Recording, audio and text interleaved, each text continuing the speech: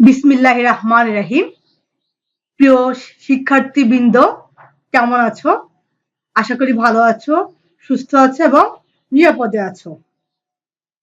আজকে আমি অষ্টম শ্রেণীর বাংলাদেশ ও বিশ্ব পরিচয় বিষয় থেকে চতুর্থ অধ্যায় ঔপনিবেশিক যুগের প্রত্নতাত্ত্বিক ঐতিহ্য এ অধ্যায়ের পাঠ ১ ঢাকা শহরের প্রত্ন নিদর্শন নিয়ে আলোচনা করব।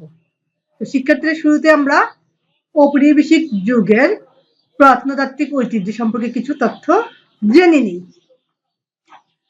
বাংলাদেশে প্রায় ২০০ বছরের ইংরেজ শাসন আমলি ১৭৫৭ থেকে ১৯৪৭ ঔপনিবেশিক যুগ হিসেবে পরিচিত। ইংরেজ আমলে বাংলাদেশে অনেক জমিদার বাড়ি, বণিকদের আবাস ভবন, অফিস আদালত ভবন, রেল স্টেশন ও শিক্ষা প্রতিষ্ঠান এবং অন্যান্য স্থাপত্য তৈরি হয়েছিল। প্রত্ন শব্দের অর্থ হলো পুরনো। প্রত্ন সম্পদ বলতে পুরনো স্থাপত্য ও শিল্পকর্ম, মূর্তি বা ভাস্কর্য, অলংকার, প্রাচীন আমলের মুদ্রা ইত্যাদিকে বোঝায়। এইসব প্রত্ন নিদর্শনের মধ্য দিয়ে সেকালের মানুষের সামাজিক ও সাংস্কৃতিক অবস্থা, জীবনযাত্রা, বিশ্বাস সংস্কার, রুচি বা দৃষ্টিভঙ্গি ইত্যাদি সম্পর্কে ধারণা লাভ করা যায়। তো শিক্ষার্থীরা, আমরা এখন আমাদের পাঠে চলেছে। পাঠ ১ ঢাকা শহরের প্রত্ন নিদর্শন। ঔপনিবেশিক যুগের ঢাকার স্থাপত্যকর্মের মধ্যে রয়েছে বেশ কয়েকটি মসজিদ, মন্দির ও গির্জা। ঢাকার মসজিদগুলো মুঘল স্থাপত্য রীতিতে তৈরি, তবে এর সঙ্গে কিছুটা ইউরোপীয় রীতি যোগ হয়েছে। ১৯ শতকে তৈরি ঢাকার উল্লেখযোগ্য মসজিদগুলোর মধ্যে রয়েছে লালবাগ, হরনাথ ঘোষ রোড মসজিদ, যেটা লালবাগ মসজিদ, লক্ষ্মীবাজার মসজিদ, সূত্রাপুরের কলুটোকা জামে মসজিদ, বেচারাম দেউরি মসজিদ, কায়েতটুলি মসজিদ এবং সূত্রাপুরের সাতারা বেগম মসজিদ। এগুলোর নির্মাণকাল ও বিচিত্র কারুকাজ চিত্তাকর্ষণ। লক্ষ্মীবাজারের টিকরি মসজিদ ও স্থাপত্য শিল্পের চমৎকার নিদর্শন। ভূমিকম্পে ক্ষতিগ্রস্ত শিয়াদের ইমাম বাড়া হুসেনি দালান ইংরেজ আমলে নতুন করে নির্মিত হয়। ঢাকা শহরের বিখ্যাত ঢাকেশ্বরী মন্দির ও রমনা কালী মন্দির ঔপনিবেশিক যুগের আগে তৈরি। রমনা কালী মন্দিরটি অবশ্য ঔপনিবেশিক আমলে আবার নতুন করে নির্মিত হয়েছিল।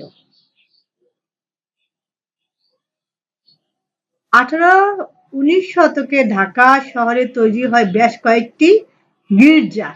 এর মধ্যে সবচেয়ে পুরনো হলো আর্মেনিয়ান গির্জা। এটি তৈরি হয় আরমানি টোলায় ১৭৮১ সালে। ১৯ শতকে ঢাকায় নির্মিত হয় সেন্ট টমাস অ্যাংলিকান গির্জা ও হোলি ক্রস গির্জা। এছাড়াও ঢাকার পুরনো স্থাপত্যকর্মের মধ্যে রয়েছে সদরঘাট এলাকায় জগন্নাথ বিশ্ববিদ্যালয়ের পাশে অবস্থিত বাহাদুর শাহ পার্ক। ১৯ শতকের মাঝামাঝি ঢাকার নবাব আব্দুল গনি এ পার্ক তৈরি করে ব্রিটেনের রানী ভিক্টোরিয়ার নামে নাম দেন ভিক্টোরিয়া পার্ক। তার আগে জায়গাটির নাম ছিল আন্টাগড় ময়দান। আন্টাগড় ময়দানের নামের সঙ্গে জড়িয়ে আছে ১৮৫৭ সালের প্রথম ভারতীয় স্বাধীনতা যুদ্ধের ইতিহাস। ১৮৫৭ সালে ব্রিটিশ সেনাবাহিনীর এদেশীয় সৈন্যরা ইংরেজদের বিরুদ্ধে বিদ্রোহ করে স্বাধীনতা যুদ্ধ শুরু করে। ইংরেজরা একে বলে সিপাহী বিদ্রোহ। শিক্ষার্থীরা, আমরা বুঝতে পেরেছি সিপাহী বিদ্রোহ কি? ইংরেজদের বিরুদ্ধে প্রথম স্বাধীনতার যে যুদ্ধটা হয়েছিল, এই দেশীয় সৈন্যরা করেছিল, সেটা ছিল সিপাহী বিদ্রোহ। যুদ্ধে ভারতীয় সৈন্যরা জিততে পারেনি। বিদ্রোহী সৈন্যদের যারা ঢাকায় ইংরেজদের হাতে বন্দী হন, তাদের ইংরেজরা এই আন্তাগড় ময়দানে গাছের সঙ্গে ঝুলিয়ে ফাঁসি দেয়। এই ঘটনার ঠিক 100 বছর পর 1957 সালে স্বাধীনতার পর জীবনদানকারী সৈন্যদের স্মৃতিতে সেখানে একটি স্মৃতিস্তম্ভ নির্মিত হয়। ভারতবর্ষের শেষ মুঘল সম্রাট বাহাদুর শাহ জাফরের নামে পার্কটির নাম হয় বাহাদুর শাহ পার্ক। তো শিক্ষার্থীরা আমরা এটুকু বুঝতে পেরেছি। তারপরে অংশে যাই। ঢাকার প্রাচীন স্থাপত্যর কীর্তির আরেকটি বিখ্যাত নিদর্শন বুড়িগঙ্গা নদীর তীরে ঢাকার নবাবদের তৈরি প্রাসাদ আহসান মঞ্জিল। এছাড়া জমিদার ও বণিকদের তৈরি পুরনো ঢাকার রূপলাল হাউস এবং রোজ গার্ডেনও চমৎকার স্থাপত্যকর্ম। অফিস বাড়ি হিসাবে ঢাকায় যেসব ভবন তৈরি হয়েছিল, তার মধ্যে সবচেয়ে সুন্দর হচ্ছে কার্জন হল। ইংরেজ আমলে তৈরি ভবনটি বহুকাল ধরেই ঢাকা বিশ্ববিদ্যালয়ের বিজ্ঞান অনুষদের অংশ। পুরনো হাইকোর্ট ভবনটিও ইংরেজ আমলে তৈরি। ঢাকা বিশ্ববিদ্যালয়ের ছাত্র শিক্ষক কেন্দ্রের চত্বরে অবস্থিত গ্রিক সমাধিসৌধটিও 1915 সালে নির্মিত।